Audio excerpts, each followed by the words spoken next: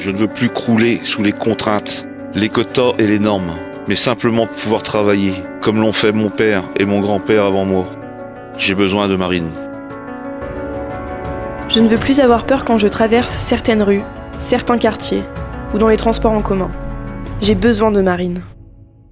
À la fin de mes études, je ne veux pas avoir le choix entre travailler pour un salaire de misère ou partir à l'étranger.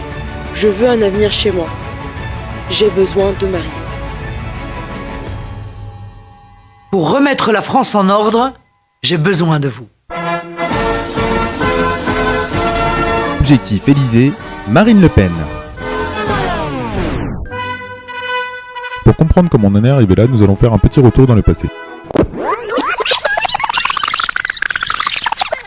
Ce soir, je ne suis pas le Premier ministre et vous n'êtes pas le Président de la République. Vous me permettrez donc de vous appeler Monsieur Mitterrand. Mais vous avez tout à fait raison, Monsieur le Premier ministre. Vraiment dans le passé.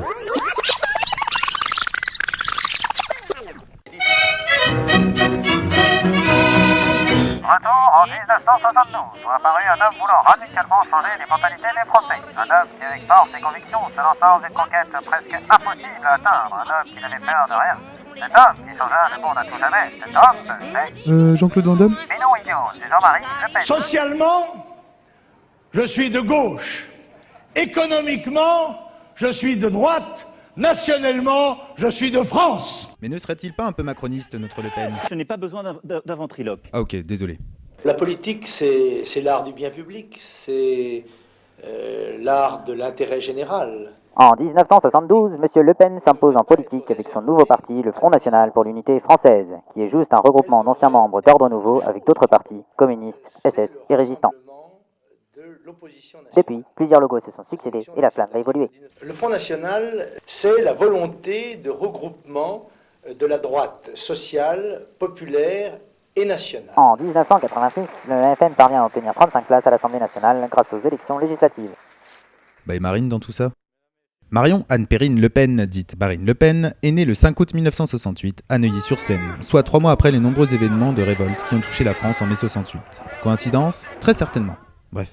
Marine vit une enfance très mouvementée. Entre la popularité controversée de son père et la séparation médiatisée de ses parents alors qu'elle n'a que 17 ans, Marine va vivre de nombreuses péripéties. Subjectivement, nous avons été confrontés, en qualité de fille de Jean-Marie Le Pen, à un grand nombre d'obstacles dans notre vie.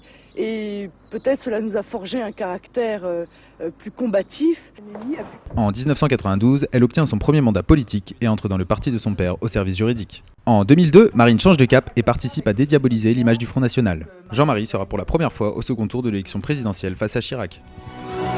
En tête, Jacques Chirac, 20% des voix. Énorme surprise, Jean-Marie Le Pen semble devoir être le second avec 17% des voix. Quant à elle, Marine fera sa première apparition publique et commencera à développer sa notoriété. Elle continuera également sa politique de dédiabolisation jusqu'à s'éloigner des principes fondateurs du Front National, ce qui lui vaudra les critiques au sein même de son propre parti. Bon, et maintenant, qu'est-ce que tu vas faire, Marine ? Et maintenant, que vais-je faire ? Et maintenant, cap sur 2012. Marine Le Pen vient d'être adoubée comme numéro 1 du Front National, avec un atout dans son jeu, une image moderne en plus de l'héritage paternel. Les militants applaudissent. Le programme de Marine Le Pen. Ce qui frappe vraiment, c'est le changement de ton, Antonin, plus soft, plus apaisé. Est-ce qu'elle a changé Oui, elle l'affirme en privé, Marine Le Pen, quelque chose a changé. Marine 2017 a remplacé Marine Le Pen 2012. Mais alors, qu'est-ce qui a changé dans son programme ? Eh bien pas grand-chose, elle est devenue moins radicale sur la sortie de l'euro, elle a ajouté plus de mesures pour les PME et pour les retraités, elle a supprimé le rétablissement de la peine de mort et plus rien sur les VG n'apparaît dans ce nouveau programme. Mais alors c'est quoi son nouveau programme ? Son programme s'articule principalement sur 2 axes, sécurité et identité nationale. Pour cela, on a retenu les 6 mesures phares de ses engagements. L'Union européenne nous interdit tout patriotisme économique. Impossible de privilégier les achats de produits français dans les marchés publics. Je demande un référendum sur la sortie de la France de l'Union européenne. J'engagerai immédiatement une renégociation avec ce système européiste tyrannique. De même, l'école fera acquérir en primaire à tous les petits Français une maîtrise parfaite des savoirs essentiels que sont l'histoire de France et les mathématiques. Il n'y a absolument aucune raison pour que les Français prennent en charge financièrement la scolarisation d'enfants, de gens qui violent la loi française. Pour sécuriser l'épargne des Français et des retraités. Et je retirerai la loi El Khomri qui précarise les travailleurs, en particulier les femmes, sans rien apporter aux entreprises. Marine Le Pen souhaite renforcer les forces de l'ordre en personnel, plus 15 000 policiers et gendarmes, les protéger moralement et juridiquement en instaurant la présomption de légitime défense et moderniser les équipements et les infrastructures. Abroger Hadopi en le remplaçant par un approfondissement de la licence globale.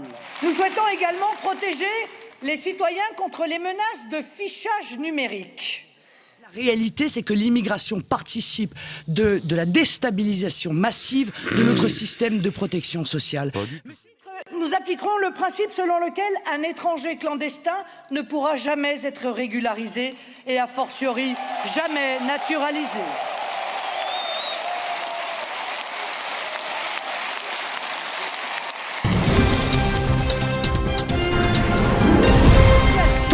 A piqué de l'argent dans la caisse, sauf le Front National. Plusieurs scandales financiers impliquent déjà la présidente du Front National et son père. Ils étaient tous sourires en juillet dernier, les 23 eurodéputés Front National. 9 mois après leur élection, ils sont soupçonnés de fraude par les services financiers du Parlement européen. Une vingtaine d'assistants parlementaires de ces élus seraient des emplois fictifs et occuperaient en réalité des postes clés au siège du Front National à Nanterre. Les déclarations de patrimoine de Jean-Marie Le Pen et sa fille Marine. Ces derniers auraient notamment sous-évalué 2 demeures, leur propriété commune à Rueil-Malmaison et à Saint-Cloud. Des biens qui n'auraient été déclarés qu'à 1/3 de leur véritable valeur. La différence représente environ 1 million d'euros pour Jean-Marie Le Pen et plusieurs centaines de milliers d'euros pour sa fille. Écoutez, ça en devient presque drôle honnêtement. Là, je veux dire, c'est le comique de répétition. Et c'est pas fini Marine. Une troisième affaire est en cours concernant le financement de sa dernière campagne électorale. En 2012, Marine a commandé des kits de campagne contenant des affiches, des tracts et des fournitures à la société Riwal. Ensuite, Marine aurait fourni ses kits aux 529 candidats frontistes. L'État s'engage à rembourser les frais de campagne aux candidats dépassant les 5% des voix. Ainsi, Marine aurait créé des montages financiers afin de gonfler et surfacturer les prix pour recevoir un remboursement des frais de campagne beaucoup plus important par l'État. Marine a des difficultés à financer ses campagnes. En effet, les banques françaises sont de plus en plus réticentes à lui prêter de l'argent. En 2014, elle aurait emprunté 9 millions d'euros aux Russes contre un soutien de la part du FN à la politique russe en Ukraine. En annexant la Crimée, selon vous, Vladimir Poutine est dans son droit? Absolument, à mon avis, oui. Et peut-être aussi un soutien de Vladimir Poutine à notre candidate. Marine a également mené une forte politique de dédiabolisation de son parti. Pour cela, elle a eu recours à un vocabulaire plus neutre tout en gardant ses idées. Ce qui étonne également, c'est votre affiche. On va la découvrir. Certains d'entre vous l'ont peut-être déjà vu. Vous apparaissez sur un fond champêtre avec ce slogan « La France apaisée ». Alors, que veulent dire un slogan et un logo de campagne? Rien. Rien s'ils ne sont justement qu'un slogan ou qu'un logo. S'ils ne sont que du marketing qu'on ajoute au marketing d'un catalogue de promesses. Au nom du peuple, c'est mon slogan de campagne. Mon logo de campagne, c'est cette rose bleue. Pourquoi l'ai-je choisie d'instinct comme une évidence? Parce qu'elle est d'abord un symbole de féminité. Et Marine tente également d'utiliser les réseaux sociaux pour diffuser ses idées. Bonjour mes chers amis, bienvenue pour ce nouveau direct Facebook, à nouveau beaucoup de questions. Oui Marine, t'en es où dans les sondages? Ok, bon, on va tenter d'y répondre. Si l'on regarde le nombre de voix pour chaque élection depuis 1984 où débute la grande percée du FN, les courbes stagnent, voire augmentent légèrement jusqu'au départ de Jean-Marie Le Pen.